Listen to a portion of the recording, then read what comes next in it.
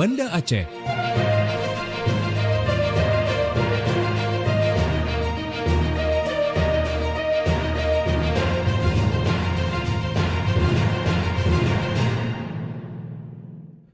Assalamualaikum warahmatullahi wabarakatuh. Dari Jalan Sultan Iskandar Muda nomor 13 Banda Aceh, saya Mas Wani bersama presenter dari RRI Sekorwil Nusantara 17 Banda Aceh, Luk Semawe, Melabuh, Takengon, Sabang, dan Singkil mengantarkan lintas 17. Siaran berita berjaringan menyajikan informasi aktual yang terjadi di berbagai penjuru Aceh. Edisi hari ini Rabu 17 Juni 2026.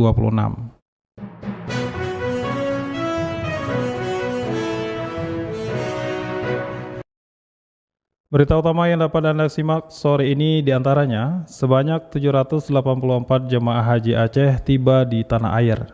Berikutnya peringati hari ulang tahun ke-52 Aceh Tenggara, 51 peserta ikuti sunatan massal, Bupati beri apresiasi.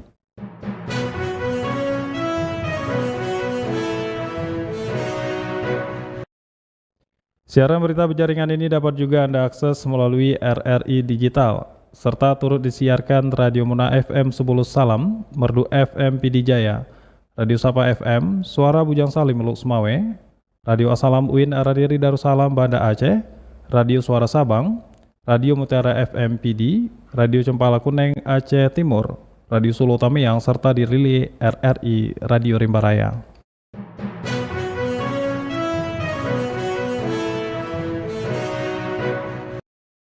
Baiklah saudara, berita pertama kami mulai dari Kutaraja Banda Aceh.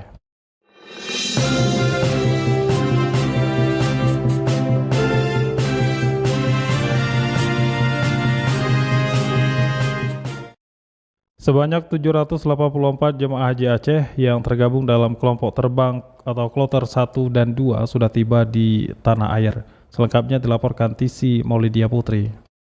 Jemaah haji Aceh yang tergabung dalam kelompok terbang kloter 1 dan 2 sudah kembali ke tanah air dengan total keseluruhan 784 jemaah. Kloter 1 dengan jumlah 393 dan kloter 2 sebanyak 391 jemaah. Adapun kloter 2 tiba pada Selasa malam dengan rincian 160 jemaah laki-laki dan 231 perempuan. Jemaah terdiri dari 311 asal Aceh Besar, Banda Aceh 4, Sabang 68 dan Kabupaten Pidi 2 orang, serta 6 petugas kloter. Petugas kloter Khairul Huda menyampaikan terdapat 1 jamaah kloter 2 yang meninggal dunia di Tanah Suci atas nama Mahdi Muhammad Sufi pada 3 Juni, tepatnya pukul 8:30 waktu Arab Saudi. Yang berangkat ke Tanah Suci berjumlah 391 orang, yang pulang juga 391 orang. Perlu dilaporkan juga dalam perjalanan kami di Tanah Suci ada jamaah kami yang nanti surganya yang meninggal di Tanah Suci atas nama Bapak Mahdi bin Muhammad Sufi, Tanjung Jaya, Aceh Besar. Alur kedatangan jamaah haji yakni dari Bandara Internasional Sultan Iskandar Muda Simblang Bintang. Jamaah langsung menuju asrama haji dan masuk ke aula penerimaan, penyambutan dan pelepasan jamaah, penyerahan paspor. Jamaah mengambil koper, bagasi dan kabin termasuk air zam-zam dan terakhir menuju ke kabupaten kota masing-masing. Dari Banda Aceh, Tisi Melidia Putri melaporkan. Dari Kutaraja Banda Aceh, lintas 17 menuju Samudra Pasai Aceh Utara.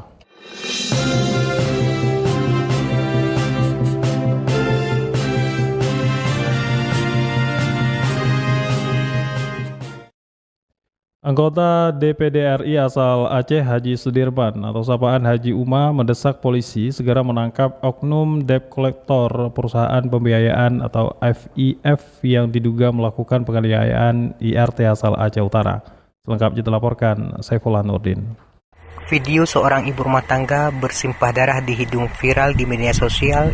IRT diduga dinea oknum kolektor perusahaan pembiayaan FIF di Aceh Utara. Kejadian ini memicu kemarahan publik. Menanggapi hal tersebut, anggota DPD RI asal Aceh Haji Sudirman sapaan Haji Umar mendesak pihak kepolisian segera bertindak. Pelaku harus ditangkap dan diproses hukum. dan dirinya mengancam keras kekerasan pada warga apalagi perempuan. Jika benar dilakukan oleh oknum penagih FIF, maka proses hukum harus jalan tanpa tebang pilih. Menurut Senator Aceh ini, masalah utang piutang adalah ranah perdata. Tidak ada pembenaran untuk memukul, menganiayanya atau menakut-nakuti warga. Tindakan penganiayaan, penyiksaan itu kan tidak seharusnya dilakukan oleh seorang debt collector, yaitu melanggar dengan ketentuan dan undang-undang. Sampai warga masyarakat berdarah begitu. Nah, ini pihak kepolisian kita minta untuk segera mengusut dan menangkap pelaku penganiayaan tersebut. Yang kedua, pihak FIF juga bertanggung terhadap peristiwa yang dialami. Anggota DPD RI asal Aceh meminta penyidik bergerak cepat. Korban, saksi dan pihak yang diduga terlibat perlu diperiksa agar kasusnya jelas. Haji Umar juga menyoroti FIF, jika perilaku terbukti bekerja sama atas nama perusahaan, maka manajemen wajib kooperatif dan wajib bertanggung jawab. Jangan melindungi siapapun yang terbukti melakukan kekerasan. Hormati proses hukum yang sedang berjalan. Demikian Seplah Nurdin melaporkan. Cabang Dinas Pendidikan Wilayah Aceh Utara terus memperkuat literasi digital di lingkungan sekolah. Selengkapnya dilaporkan Muhammad Sofyan. Pengembangan teknologi tetap dipadukan dengan filosofi lokal guna membina. Muhammad Johan menekankan bahwa di era informasi tanpa batas, literasi digital bukan lagi pilihan, melainkan keharusan. Johan menjelaskan bahwa pendidikan digital di Aceh Utara berpijak pada pilar anak terlindungi, agama terpegang, anak pintar dan cerdas serta sejahtera. Menurutnya, strategi ini diimplementasikan melalui penggunaan platform e-learning, video animasi hingga kajian Islam digital untuk mencegah penyebaran hoaks dan konten negatif. Namun Johan mengakui tantangan terbesar saat ini adalah kesenjangan keterampilan digital, terutama di kalangan guru senior yang mendekati masa pensiun. Nah, jadi guru juga harus terlibat dalam menjaga dan menggunakan digital di sekolah. Jadi dengan kita menggunakan digital yang seperti itu, dampak literasi pada siswa yang pertama kita bisa melihat generasi yang beretika menggunakan media. Pada guru juga penting, yaitu bagaimana literasi digitalnya di Aceh, khususnya Aceh Utara kita masih rendah karena keterampilan menggunakan literasi digital kadang-kadang guru-guru yang sudah tua yang hampir pensiun itu dianggap itu adalah tidak penting. Padahal itu adalah problem yang harus kita selesaikan, mindsetnya bagaimana menggunakan digital yang lebih bagus. Selain pembinaan siswa, pihak dinas juga mendorong pemberian apresiasi dan penyediaan akses melaporkan. Dari Samudra Pasai Aceh Utara kita menuju Malabo.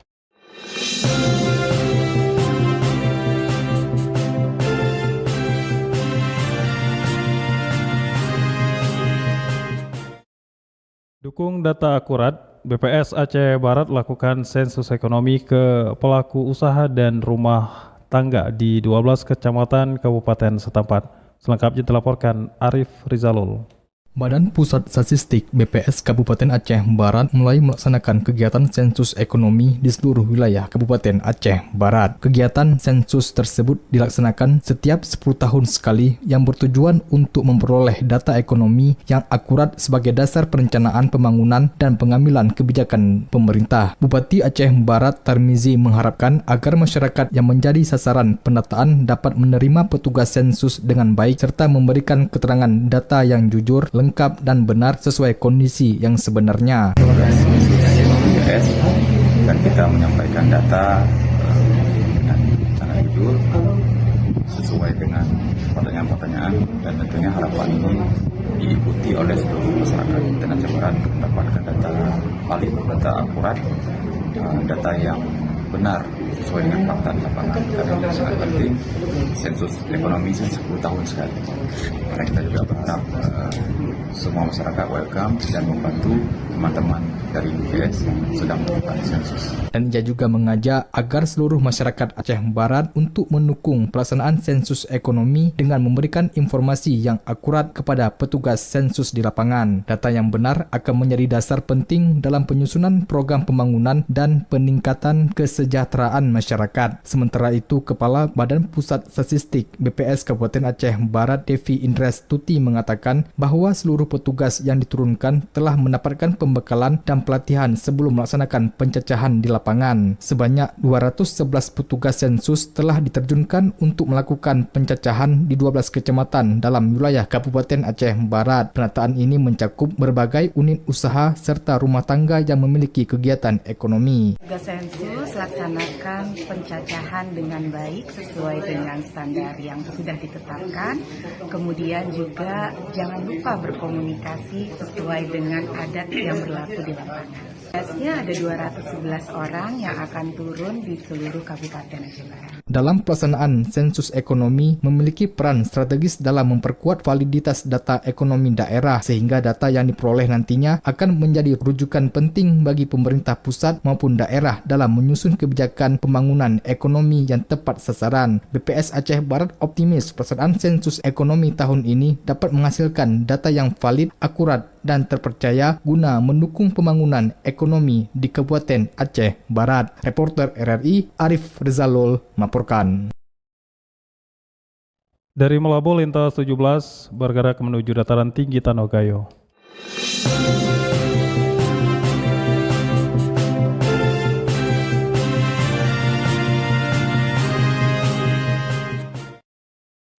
Peringati HUT ke-52 Aceh Tenggara, 51 peserta ikuti sunatan massal. Selengkapnya dilaporkan Muhammad Sanusi. DPD LSM Lira Indonesia Aceh Tenggara gelar sunatan massal dalam rangka HUT ke-21. Kegiatan tersebut diikuti 51 peserta yang berasal dari 16 kecamatan. Bupati Aceh Tenggara Salim Fakri mengaku mendukung penuh kegiatan bakti sosial untuk memberikan pelayanan kepada masyarakat. Ia berharap kegiatan serupa dapat terlaksana setiap tahun. Bupati Fakri juga meminta LSM Lira membangun kolaborasi dengan pemerintah guna mendukung kemajuan daerah.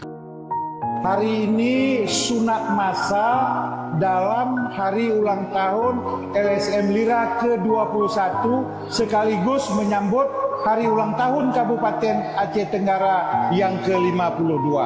Hari ini ada 51 anak-anak kita yang akan disunat massal bersama LSM Lira bekerjasama dengan pemerintah Kabupaten Aceh Tenggara. Ketua LSM Lira Aceh Tenggara Fazrian Syah menyampaikan bahwa kegiatan ini merupakan bentuk kepedulian untuk menghadirkan kebahagiaan bagi anak-anak. Baksos ini katanya merupakan pelaksanaan ketiga yang digelar di Kabupaten Aceh Tenggara. Muhammad Sanusi, RRI Takingon melaporkan.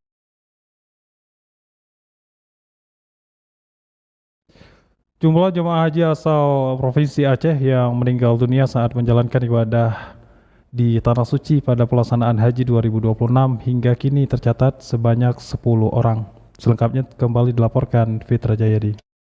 Petugas penyelenggara ibadah haji PPIH melaporkan jumlah jemaah haji Aceh yang meninggal dunia di Arab Saudi mencapai 10 orang. Mereka wafat akibat sakit, baik selama berada di Mekah maupun Madinah. Ketua PPIH Embarkasi Aceh Arizal mengatakan jemaah haji Aceh yang meninggal dunia terakhir yaitu Razali Mahmud Ben dari kloter 4 asal Langsa yang wafat di Al-Haram Hospital Madinah pada Senin 15 Juni 2026 lalu karena penyakit komplikasi. Adapun 9 haji Aceh yang meninggal dunia sebelumnya yakni Muhammad Yusuf bin Nafi dari kloter 8 asal Kabupaten Biren yang wafat di Madinah pada Minggu 14 Juni 2026. Kemudian Nurdin Ali 69 tahun dari kloter 10 asal Pidi wafat di Hotel Burj Al-Wahda Al-Mutamayyiz Makkah karena serangan jantung pada Sabtu 6 Juni 2026.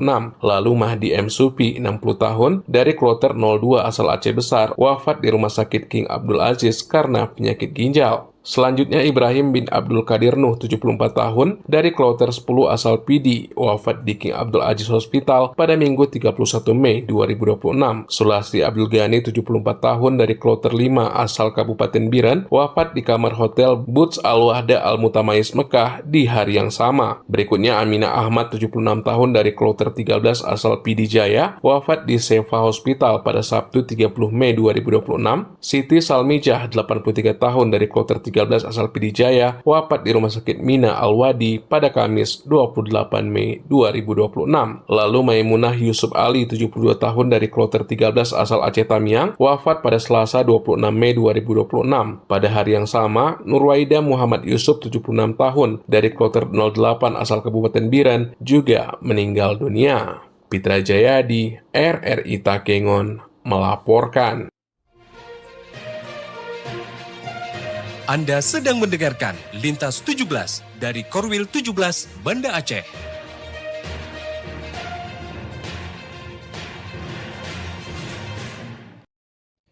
Anda telah menyimak berita-berita dari Kota Raja Banda Aceh, Lusmawe, Melabuh, dan Takengon. Kami ajak Anda menuju 0 km Indonesia Pulau W.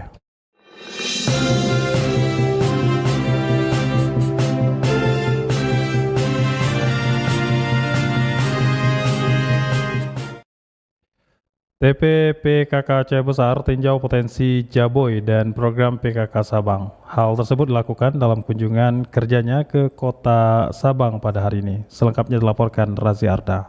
Ketua Tim Penggerak PKK Aceh Besar Rita Mayasari melakukan kunjungan kerja ke Kampung Jaboy, Kota Sabang sebagai bagian dari agenda silaturahmi dan penguatan kerjasama dengan TP PKK Kota Sabang. Kunjungan tersebut disambut langsung oleh Geci Kampung Jaboy Yusra dan Ketua TP PKK Kota Sabang Nuri Zulkifli di kawasan wisata Gunung Api Jaboy. Rita Mayasari mengatakan kunjungan tersebut bertujuan untuk mempererat hubungan antar wilayah sekaligus menjadi sarana berbagi pengalaman dalam pelaksanaan program pemberdayaan keluarga dan masyarakat. Menurutnya, setiap daerah memiliki keunggulan yang dapat menjadi inspirasi bagi daerah lain. Kunjungan kerja TP PKK Aceh Besar silaturahmi dengan TP PKK Sabang. Insya Allah kita akan saling sharing, berbagi ilmu, tukar pengalaman. Mungkin di sini ada di setiap daerah masing-masing ada keunggulan masing-masing. Ia menjelaskan Aceh Besar akan memaparkan berbagai program unggulan yang dapat dijalankan TP PKK Kota Sabang. Sebaliknya, berbagai inovasi dan keunggulan yang dimiliki Sabang juga akan dipelajari untuk kemudian diterapkan sebagai kebutuhan di Aceh Besar. Selain agenda resmi, kunjungan tersebut juga dimanfaatkan untuk mengenal lebih dekat potensi wisata yang dimiliki Sabang. Rita Mayasari mengaku berharap dapat menyaksikan langsung atraksi lumba-lumba yang menjadi salah satu daya tarik wisata bahari di daerah Sabang. Sementara itu, Kecik Kampung Jaboy Yusra menilai Sabang dan Aceh Besar memiliki banyak kesamaan dari sisi potensi wisata alam. Menurutnya, kemiripan tersebut menjadi modal kuat untuk membangun kolaborasi yang saling menguntungkan antara kedua daerah. Jaboy sama Aceh Besar nggak beda.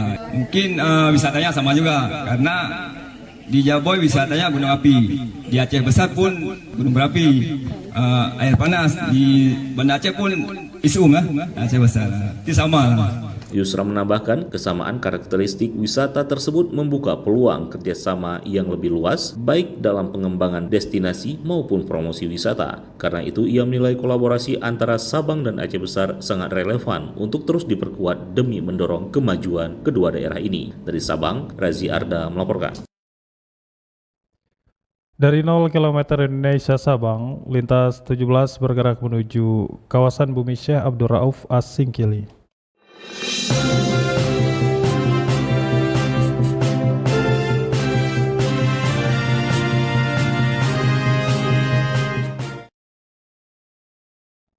Telah putar.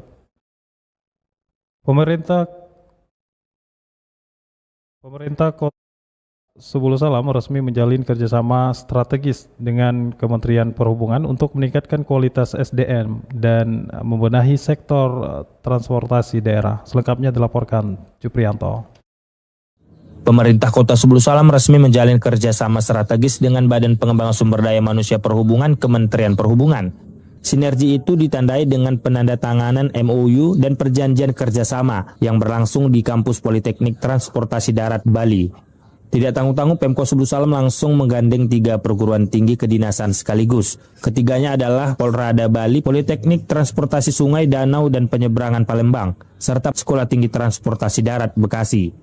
Wali Kota Sebulu Salam Haji Rasid Bancin menyampaikan bahwa langkah tersebut dinilai sangat strategis untuk memperkuat sinergi antara pemerintah daerah dengan lembaga pendidikan tinggi perhubungan. Menurutnya, melalui kesepakatan tersebut, para pihak berkomitmen penuh untuk mendorong peningkatan kapasitas aparatur sipil negara dan mematangkan kompetensi sumber daya manusia di bidang perhubungan darat maupun sungai. Sinergi berkelanjutan itu juga diharapkan mampu mendongkrak kualitas pelayanan transportasi yang lebih profesional dan aman di Kota Sebulu Salam. Selain itu, Haji Rasid Bancin juga menambahkan kesepakatan itu tidak hanya berfokus pada pendidikan kedinasan, tetapi juga mendukung pelaksanaan penelitian dan pengabdian masyarakat. Melalui implementasi kerjasama tersebut, seluruh pihak siap melahirkan program kolaboratif demi mewujudkan sistem transportasi yang aman, tertib, dan berkelanjutan di Kota Sebulu Salam. Demikian, Juprianto melaporkan.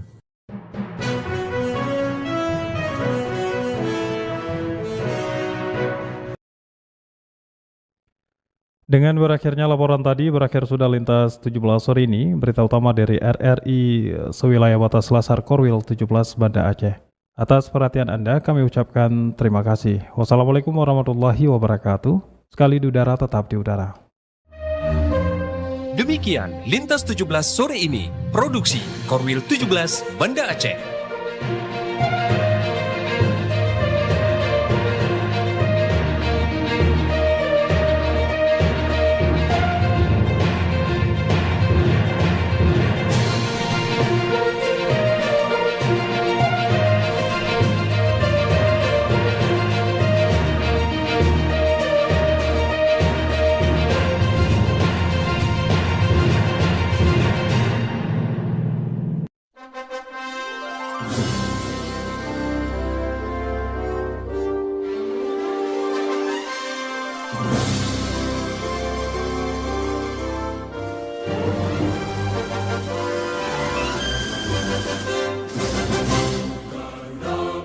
Pancasila.